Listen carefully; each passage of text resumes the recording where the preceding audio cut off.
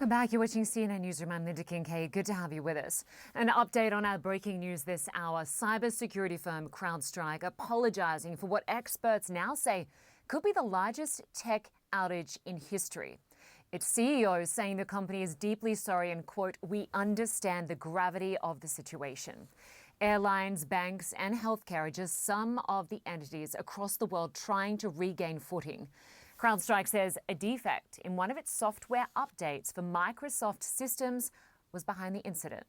Earlier, it said a fix had been deployed, but there is ongoing uncertainty around any timeline.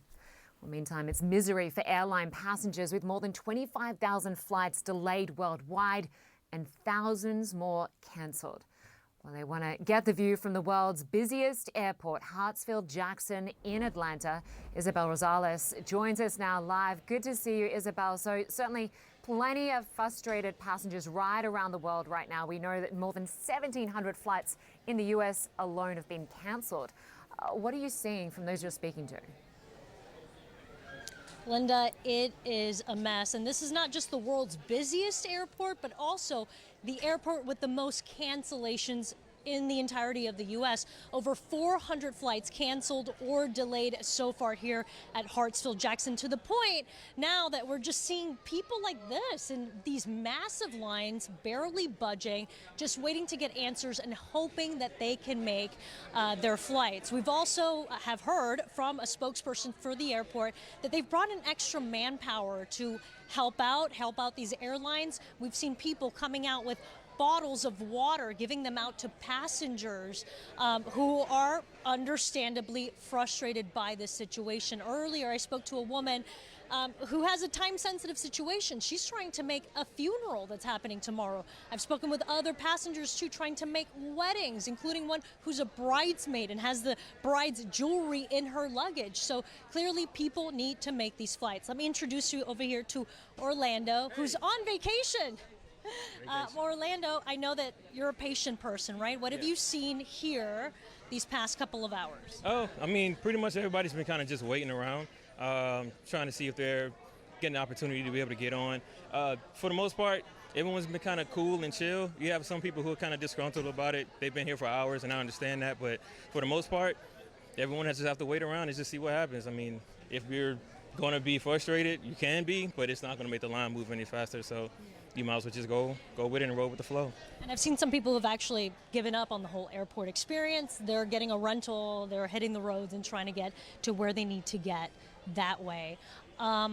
So you're just going to wait around until you get some answers, essentially. That's all you can do. It's nothing you can do. You have to accept it and just kind of, like I said, go with the flow. If you don't, you'll just be frustrated, mad. And let me point this out right here. You have airline staff yelling out certain flight numbers or cities. They are actually manually being checked into the flights because they can't check in through the kiosk. So, Linda, that has been the issue. It's not necessarily the flights that have since not been grounded anymore. Flights have resumed, but the problem is with the booking and checking situation.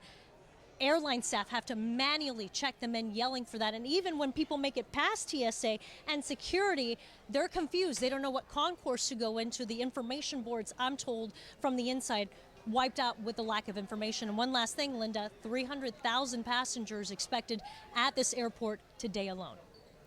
Unbelievable. And I think you found the coolest, calmest passenger there is today compared to some of the others we've seen expressing their frustration. Hopefully this all gets sorted today. I'm flying tomorrow, so hopefully there's more come tomorrow. Isabella Rosales, good to have you with us. Thanks. Well, I want to bring in Jake Moore. He is a global cybersecurity advisor for ESET, and he joins us from WIMBORNE, England. Good to have you with us. Hi, thank you. So CrowdStrike it's a US-based company. It's based in Texas, but of course it provides antivirus software for Microsoft, which of course is used by all these businesses right around the world. They say the issue was a software update problem. Just explain what could have happened here, because surely they would have tested this before sending it out. Yeah, and so with computers, we need to update them all the time. You're probably used to your phone saying, oh, there's another update on your iPhone or Android or your home computer. The same thing goes for businesses as well. And so that update goes through a testing phase. And when they're happy with it, they send it out. But in this case, it's gone around the world and affecting a load of computers, thousands, maybe even millions. We're not too sure yet on the numbers, but it's all about that testing phase. And this is the balance between making sure that that security update is safe and going to work, but at the same time, you don't want to spend too long on testing it because they want to get that update out to all those potentially vulnerable computers out there who could be vulnerable to an unknown attack that we don't know about yet. Exactly, because we have to question whether this could be malicious or not, and point out the fact that it shows how fragile the global economy really is when you've got a monopoly like this, a company that's responsible for so many businesses around the world, from airports and airlines to hospitals, banking systems, even stock exchanges. I have to ask, like, what sort of investigation would be happening right now into this, whether it is human error, whether it is a bad file, whether it is some other issue? So it's unknown yet exactly what caused it, but it's probably going to come down to the testing phase that didn't have enough resources or time on its side to do that test. But you say vulnerability, we are vulnerable because we all use so many of the same systems. I think we're into the vast majority of the world using Windows PCs. Threat actors, so cyber criminals, of course, know this, and they do take advantage of this.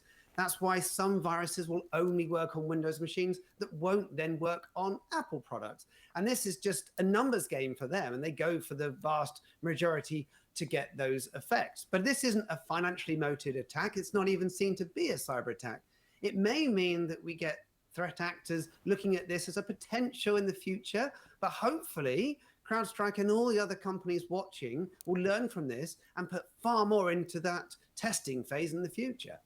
And it was interesting reading your history too, because you've worked in digital forensics and cybercrime, but you've also ethically hacked into companies. Explain how you used AI to do that. So part of my job is to test security and make sure those companies are up to scratch. And then if I'm able to get through, it might be a typical phishing test or some social engineering where I use people to try and get through to those vital areas of the company. I'm then able to showcase that to them where they need to go and patch, just like with the updates that we've seen today.